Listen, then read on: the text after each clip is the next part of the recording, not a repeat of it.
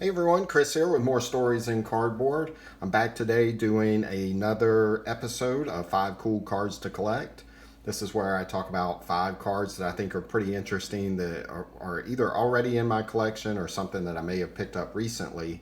And what I kind of like to do is kind of tie some neat little stories in with it to show why the cards are interesting.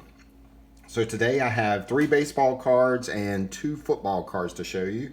And I think there are some pretty interesting choices. So you guys can let me know what you think afterwards in the comment section. But the first card is a T206 card. This is Sleepy Bill Burns. Bill Burns was a talented left-handed pitcher during the dead ball era, but had a reputation of kind of only thinking of himself. And he's most famously known for his role as a conspirator in the 1919 Black Sox World Series scandal. And so he was a co-conspirator, and he turned state's evidence in exchange for immunity. Now, the jury ultimately acquitted the 8 players, but after the trial, Commissioner Kennesaw Mountain Landis banned all 8 players from ever playing in baseball again. They had lifetime bans. Those players were Eddie Seacott, Buck Weaver, Shoeless Joe Jackson, Lefty Williams, Swede Reesberg, Chick Gandil, Fred McMullen, and Happy Felsch. This is a really an interesting card. I love the green background here with the dark blue Chicago White Sox uniform. And if you notice the glove down here, it's actually backwards. And that is a really nice Piedmont 350 back with this card. And the next card is another T206 card. And this is another black sheep of baseball. This is Hal Chase. Chase was, again, he was kind of another black sheep of baseball. In fact, I'm currently reading an interesting book about his life called Hal Chase, the Black Prince of Baseball. It's pretty fascinating, actually.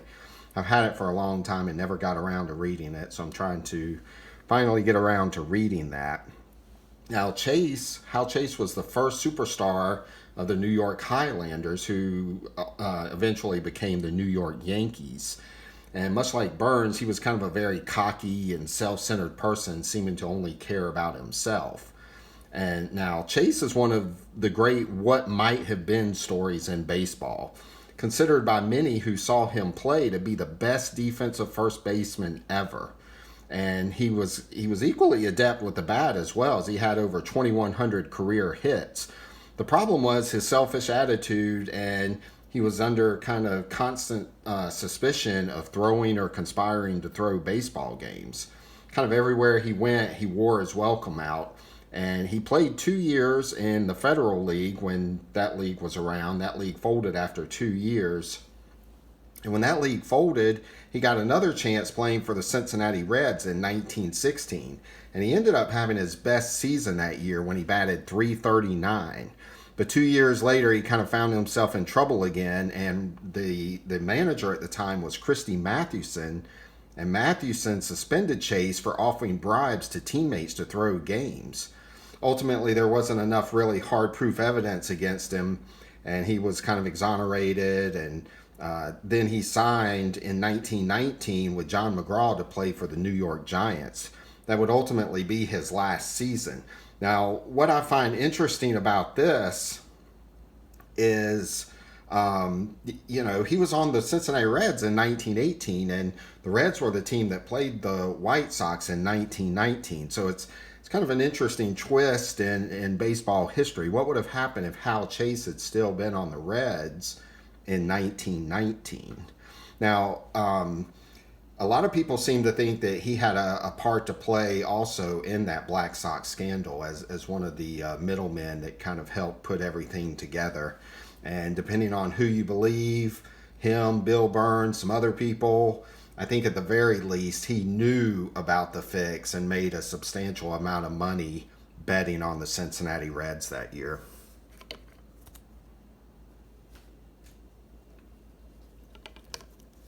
This next card is a Reggie Jackson rookie card. This is from 1969. Now, if you're about my age and you grew up in the 70s or the early 80s, this was one of those iconic cards as a kid. It was probably pretty much on just about every kid's want list. But back then it kind of seemed almost impossible to get.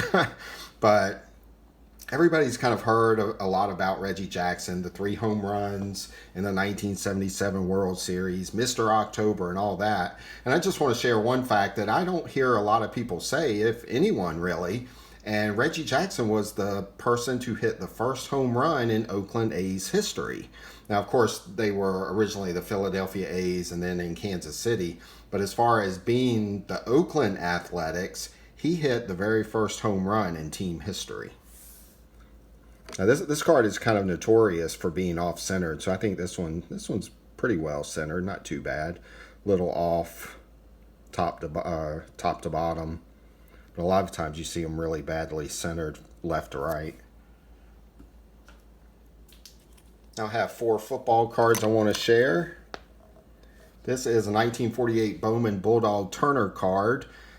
This is his rookie card, and it's also a short print. And short prints from this set are really starting to dry up. They seem to get tougher and tougher to find. And I know a lot of people don't really like black and white cards, but what I want to share is one of the reasons why I actually like black and white cards. To me, they have this certain sense of nostalgia when you see them. And what I really like about black and white photos is it draws the attention to the subject. You don't get distracted by the things that are around them or anything like that. So if you notice this, the fact that it's a black and white photo, it really draws you into the subject that is him. And you kind of see the detail there on his face and his old Chicago Bears jersey there. Now, he was one of the great Bears players of all time, and he played on 4 of their championship teams during the 1940s. And he was also a member of the All-Decade team of the 1940s and is also a member of the Pro Football Hall of Fame. Now, as was common in his playing days, Turner played both ways. He played center on offense and linebacker on defense. And if you think about it, those are 2 of the toughest positions to play. So this was one really, really tough guy. You know, they had hardly any helmet really to mention back then, no face mask. And playing center and linebacker, he saw a lot of really physical action.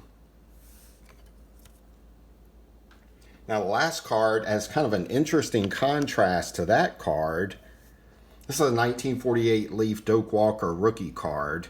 And what I really like about this card is you have the black and white hands and the black and white facial image. And I think it really contrasts with the beautiful kind of yellow background and the bright red jersey and the red nameplate with the white name down at the bottom.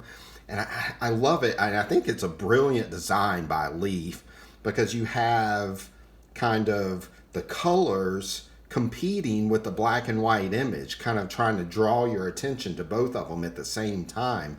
And I think it's personally just a brilliant design by Leaf. Now, Walker was one of the all-time great college football players, and he won the Heisman Trophy in 1948 while playing for SMU.